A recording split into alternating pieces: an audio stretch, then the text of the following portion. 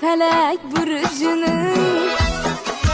mehri puran varman pinhan sedef burcunun gevher şehvarman güzel hatun ağısın novayı da torman İrem çemen sarının lavlayı gül